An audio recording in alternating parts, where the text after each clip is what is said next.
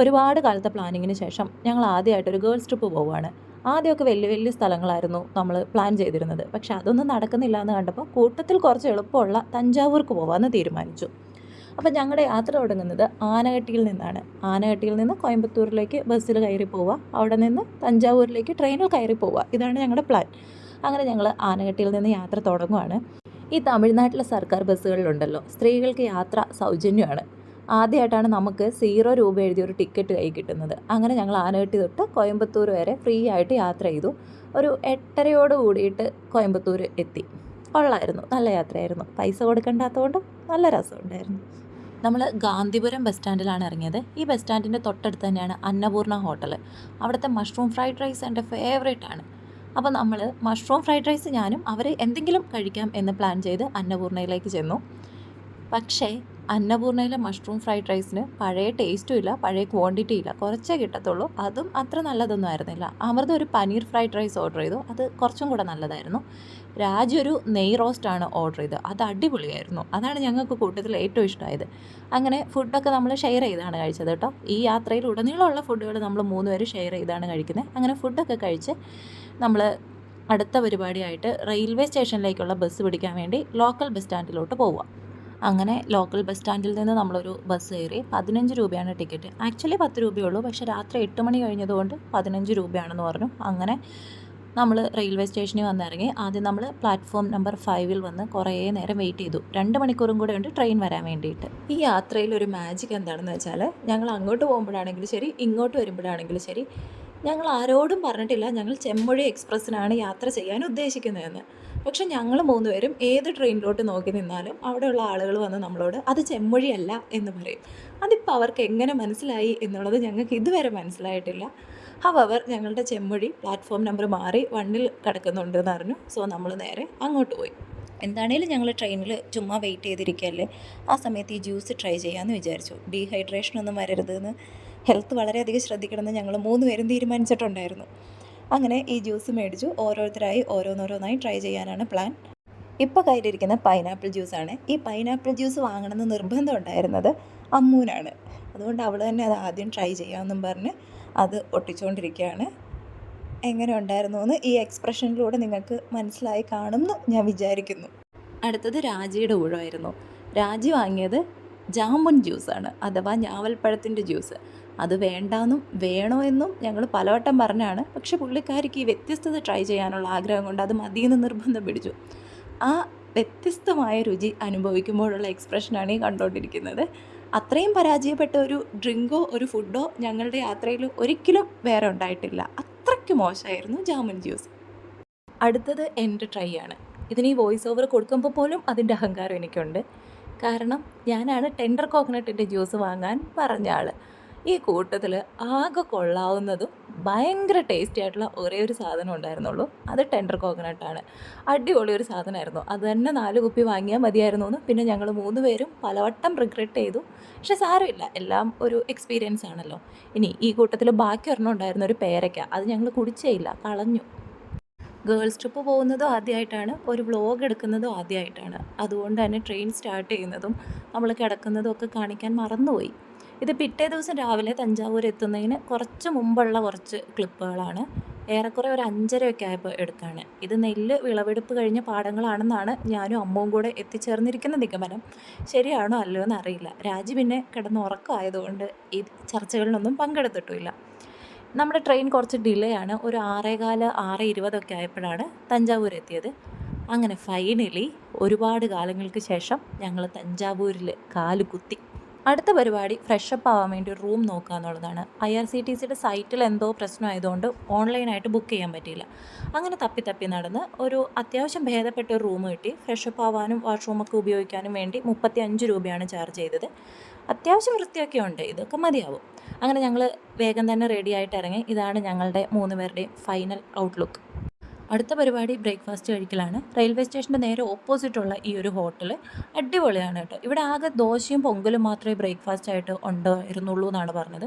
അപ്പോൾ നമ്മൾ വേറെ ഓപ്ഷനൊന്നും ഇല്ലാതെ ദോശ വാങ്ങിയതാണ്. പക്ഷേ അടിപൊളി ദോശ, കറിയും വൃത്തിയും എല്ലാം അടിപൊളിയാണ്. ആരെങ്കിലും തഞ്ചാവൂർ പോകുന്നുണ്ടെങ്കിൽ ഇവിടെ പോയി നോക്കിക്കോട്ടോ, അത്രയ്ക്കും സൂപ്പറാണ്. അങ്ങനെ എല്ലാവർക്കും ഭയങ്കരമായിട്ട് ഇഷ്ടപ്പെട്ടു. ദെൻ ഞാനും അമൃതയും ഒരു ഫിൽറ്റർ കോഫിയും കൂടെ ഓർഡർ ചെയ്തു. അമൃത തഞ്ചാവൂർ പോകണം എന്ന് തീരുമാനിച്ചപ്പോൾ തന്നെ ഫിൽറ്റർ കോഫി കുടിക്കണം എന്ന് പറഞ്ഞിരുന്ന ആളാണ്. നല്ലതായിരുന്നു, ഇവിടുത്തെ ഫിൽറ്റർ കോഫിയും അടിപൊളിയാണ്, സൂപ്പർ. ഭയങ്കര സാറ്റിസ്ഫൈഡാണ് ബ്രേക്ക്ഫാസ്റ്റിൽ.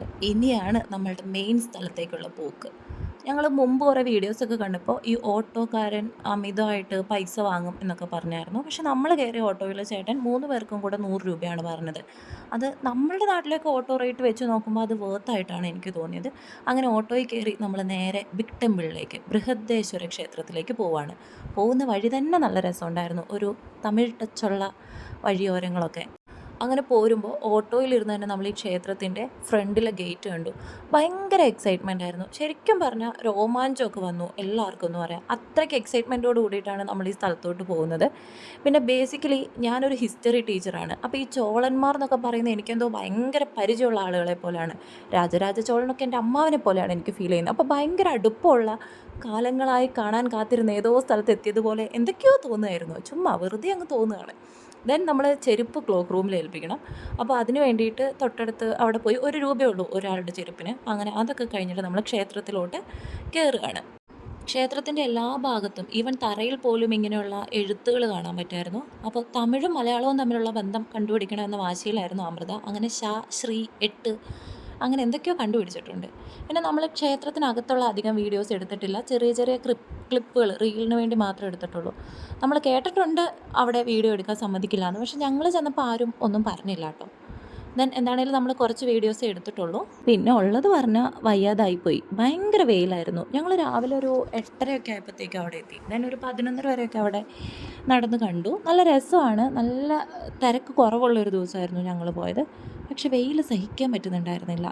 കുറേയൊക്കെ കണ്ടു. കുറേ നേരം അവിടെ ഇവിടെയൊക്കെ പോയിരുന്നു. ഞങ്ങൾക്ക് പിന്നെ തിരക്കൊന്നും ഇല്ലാത്തതുകൊണ്ട് വളരെ റിലാക്സ് ചെയ്താണ് എല്ലാം കണ്ടത്. അങ്ങനെ ആ വഴിയൊക്കെ നടക്കുമ്പോഴാണ് ഇതുപോലെ ആരൊക്കെയോ അവരുടെ പേരുകൾ എഴുതി വെച്ചിരിക്കുന്നത് ശ്രദ്ധിച്ചത്. നമ്മൾ 10,000 വർഷങ്ങളൊക്കെ ആയിട്ട് സംരക്ഷിച്ചു വരുന്ന ഒരു സ്മാരകമല്ലേ. അപ്പോൾ അതിലൊക്കെ ഇങ്ങനെ പേരെഴുതി വെക്കുക എന്ന് പറയുന്നത്, എനിക്ക് തോന്നുന്നു എവിടെയും എത്തിപ്പെടാൻ കഴിയാത്ത ആളുകൾ ഇങ്ങനെ അവിടെ ഇവിടെയൊക്കെ പേരെഴുതി വെച്ച് സന്തോഷിക്കുകയാണെന്ന്. അല്ലെങ്കിൽ പിന്നെ അതിൻ്റെയൊക്കെ പിന്നിലൊരു മനോവികാരം എന്താണെന്ന് മനസ്സിലാകുന്നില്ല. ഭയങ്കര മോശമായിട്ട് തോന്നി അത്തരത്തിലുള്ള പ്രവൃത്തികളൊക്കെ. എന്താണെങ്കിലും അത് കഴിഞ്ഞ് നമ്മൾ പുറത്തിറങ്ങി. എനിക്കും രാജിക്കും വേണ്ടായിരുന്നു, പക്ഷെ അമ്മുവിന് ലെമൺ റൈസ് കഴിക്കണമെന്ന് നിർബന്ധമായിരുന്നു. അങ്ങനെ നമ്മൾ കുറച്ച് ലെമൺ റൈസ് മേടിച്ച് കഴിച്ചു. സത്യം പറഞ്ഞാൽ ഞാൻ ലൈഫിൽ ആദ്യമായിട്ടാണ് ലെമൺ റൈസ് കഴിക്കുന്നത്. നല്ലതായിരുന്നു കേട്ടോ. പക്ഷെ അത്ര വിശപ്പുണ്ടായിരുന്നില്ല, അതുകൊണ്ട് ഒരിത് തോന്നിയില്ല. എങ്കിൽ പോലും ടേസ്റ്റൊക്കെ ഉണ്ടായിരുന്നു, ഇഷ്ടമായി എല്ലാവർക്കും. അങ്ങനെ 2-3 മണിക്കൂറൊക്കെ ക്ഷേത്രത്തിൽ ചിലവഴിച്ചതിന് ശേഷം നമ്മളിതാ പുറത്തോട്ട് ഇറങ്ങുകയാണ്. നല്ല ഒരു എക്സ്പീരിയൻസ് ആയിരുന്നു കേട്ടോ. നല്ലൊരു എഫക്റ്റീവായ സ്ഥലം, വീണ്ടും വീണ്ടും ചെല്ലാൻ തോന്നിപ്പിക്കുന്ന ഒരു കൈൻഡ് ഓഫ് സ്ഥലം പോലെയാണ് എനിക്ക് ഈ ക്ഷേത്രം ഫീൽ ചെയ്തത്. അടുത്തത് നമ്മുടെ പ്ലാൻ മറാത്ത പാലസിലോട്ട് പോകാനാണ്. പക്ഷേ ചൂടും വെയിലും അസഹനീയമായിരുന്നു. സോ നമ്മളൊരു നാരങ്ങ സോഡ കുടിക്കാൻ തീരുമാനിച്ചു. ഭയങ്കര റിലാക്സേഷൻ, സൂപ്പറായിരുന്നു. പിന്നെ നമ്മൾ ടിക്കറ്റ് എടുത്ത് നേരെ മറാത്ത പാലസ് കോംപ്ലക്സിലോട്ട് കയറി. ഈ കോംപ്ലക്സിലേക്ക് പ്രവേശിക്കാൻ വേണ്ടിയിട്ട് ഒരാൾക്ക് 50 രൂപയാണ് ടിക്കറ്റ് ചാർജ് വരുന്നത്. അത് ലിക്വിഡ് ക്യാഷ് ആയിട്ട് തന്നെ കൊടുക്കണം കേട്ടോ. ദെൻ ഈ പാലസ് കോംപ്ലക്സിനകത്ത് കയറി കഴിഞ്ഞാൽ വീണ്ടും ചില മ്യൂസിയത്തിലൊക്കെ കയറണമെങ്കിൽ നമ്മൾ വീണ്ടും എക്സ്ട്രാ പേ ചെയ്യണം. ആ രീതിയിലാണ് അവിടെ ഉള്ളത്. പക്ഷേ ഞങ്ങളുടെ കഷ്ടകാലം എന്ന് പറയാലോ, അവിടെ ഈ മെയിൻ്റനൻസ് വർക്ക് നടന്നുകൊണ്ടിരിക്കുകയായിരുന്നു. അപ്പോൾ ഈ പാലസ് കോംപ്ലക്സിലെ പല സ്ഥലങ്ങളിലും ഞങ്ങൾക്ക് കയറാൻ പറ്റിയില്ല. 1-2 മ്യൂസിയങ്ങളിലും പിന്നെ ഒരു ബെൽ ടവറുണ്ട്, അതിലൊക്കെയാണ് ഞങ്ങൾ പ്രധാനമായിട്ടും കയറിയത്. നല്ല രസമുണ്ടായിരുന്നു. പക്ഷേ ഞങ്ങൾ ചെന്ന് ഭയങ്കര നട്ടുച്ചയ്ക്കായിരുന്നു. നമ്മൾ തളർന്നു പോയി. അതുകൊണ്ട് വീഡിയോസും കുറവാണ്, നമ്മൾ എൻജോയ് ചെയ്തതും കുറവാണ്. പിന്നെ ഈ കാണുന്നത് 80 വർഷങ്ങൾക്ക് മുമ്പ് തരകമ്പാടിയിൽ വന്നടിഞ്ഞിട്ടുള്ള ഒരു തിമിംഗലത്തിൻ്റെ സ്കെൽട്ടണാണ്. അതൊക്കെ കണ്ട് കുറച്ച് നേരം നിന്നു. അതിൻ്റെ തല ഏതാണ് വാലേതാണ് എന്നുള്ള ഒരു നീണ്ട സംവാദത്തിന് ശേഷം നമ്മൾ ആർട്ട് ഗാലറി കാണാൻ പുറപ്പെട്ടു. ഈ കാണുന്നതാണ് സർഫോജി. സർഫോജി മറാത്ത ഭോസ്ലെ വംശത്തിലെ പ്രസിദ്ധനായ ഒരു കിങ്ങാണ്. തഞ്ചാവൂർ ഭരിച്ചിട്ടുള്ള മറാഠ കിങ്സിലെ ഏറ്റവും ഫേമസ് ആയിട്ടുള്ള രാജാവാണ് സർഫോജി. അതുകൊണ്ട് തന്നെ പുള്ളിയുടെ പ്രതിമകളും കാര്യങ്ങളും ഒക്കെയാണ് കൂടുതലായിട്ടും അവിടെ നമുക്ക് കാണാൻ പറ്റുക. അവിടെ നിന്ന് നമ്മൾ വേഗം തന്നെ പുറത്തിറങ്ങി. വിശന്നിട്ട് വയ്യായിരുന്നു. തഞ്ചാവൂരിൻ്റെ തനതായ എന്തെങ്കിലും ഫുഡ് കഴിക്കണം എന്ന് നമ്മൾ മുന്നേ പ്ലാൻ ചെയ്തിട്ടുണ്ടായിരുന്നു. അങ്ങനെ ബസ് സ്റ്റാൻഡിനടുത്ത് ചെന്ന് ആര്യഭവൻ ഹോട്ടലിലാണ് കയറിയത്. അവിടെ നിന്ന് അവരോട് ചോദിച്ച് അവിടുത്തെ സ്പെഷ്യലായ ദിവ്യഭോജനം ഓർഡർ ചെയ്തു. ഈ കാണുന്നതാണ് ദിവ്യഭോജനം. ഒരുപാട് ഐറ്റംസ് ഉണ്ട്. നമ്മൾ 2 മീൽസാണ് ഓർഡർ ചെയ്തത്. അൺലിമിറ്റഡ് ആയിട്ട് നമുക്ക് റൈസ് കിട്ടും.